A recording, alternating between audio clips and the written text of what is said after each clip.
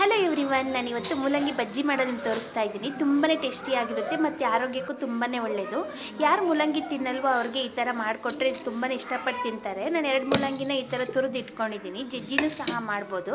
ತುರಿದ್ರೆ ಚೆನ್ನಾಗಿರುತ್ತೆ, ಅದಕ್ಕೆ ತುರಿದಿಟ್ಕೊಂಡಿದ್ದೀನಿ. ನೀರಿನ ಅಂಶ ಅದೇ ಬಿಟ್ಕೊಂಡಿರುತ್ತೆ, ನೀರು ಸೇರಿಸೋ ಅವಶ್ಯಕತೆ ಇಲ್ಲ. ನೋಡಿ, ಒಂದು ಬೌಲಿಗೆ ಮೂಲಂಗಿನೆಲ್ಲ ಹಾಕ್ಕೊಳ್ಳಿ. ನನ್ನ ವಿಡಿಯೋ ನಿಮ್ಗೆ ಇಷ್ಟ ಆಗಿದ್ರೆ ಶೇರ್ ಮಾಡಿ, ಲೈಕ್ ಮಾಡಿ, ಸಬ್ಸ್ಕ್ರೈಬ್ ಮಾಡಿ. ಸ್ವಲ್ಪ ಹುಣಸೆ ರಸ ಹಾಕಬೇಕಾಗುತ್ತೆ, ಸ್ವಲ್ಪ ರುಚಿಗೆ ತಕ್ಕಷ್ಟು ಉಪ್ಪು, ಸ್ವಲ್ಪ ಅರಿಶಿನ ಪುಡಿ, ಮೇಲೆ ಕೊತ್ತಂಬರಿ ಸೊಪ್ಪು. ಮೂಲಂಗಿಯಿಂದ ಮಲಬದ್ಧತೆಗೂ ನಿವಾರಣೆ ಆಗುತ್ತೆ ಮತ್ತು ಗ್ಯಾಸ್ಟ್ರಿಕ್ ಸಮಸ್ಯೆಗೂ ನಿವಾರಣೆ ಆಗುತ್ತೆ. ಮತ್ತು ಇದು ಶುಗರ್ ಪೇಷಂಟ್ಗೂ ಅಷ್ಟೇ ಇದು ತಿಂದರೆ ಒಳ್ಳೆಯದು. ಜಾಂಡೀಸ್ ಇರೋರು ಅಷ್ಟೇ ಮೂಲಂಗಿ ತಿನ್ನಬೇಕಾಗುತ್ತೆ. ಹಾಲೊಟ್ಟೆಗೆ ತುಂಬಾ ಒಳ್ಳೆಯದು, ತುಂಬಾ ಉಪಯುಕ್ತವಾಗಿದೆ ಇದು. ಮೂಲಂಗಿಯಲ್ಲಿ ನಾರಿನಂಶ ಇರೋದ್ರಿಂದ ಎಲ್ಲದಕ್ಕೂ ಸಹ ಒಳ್ಳೆಯದೇ ಇದು ಮೂಲಂಗಿ. ನೋಡಿ ಎಷ್ಟು ಟೇಸ್ಟಿಯಾಗಿರುತ್ತೆ ಗೊತ್ತಾ. ನೀವು ಒಂದ್ಸರಿ ಟ್ರೈ ಮಾಡಿ ನೋಡಿ.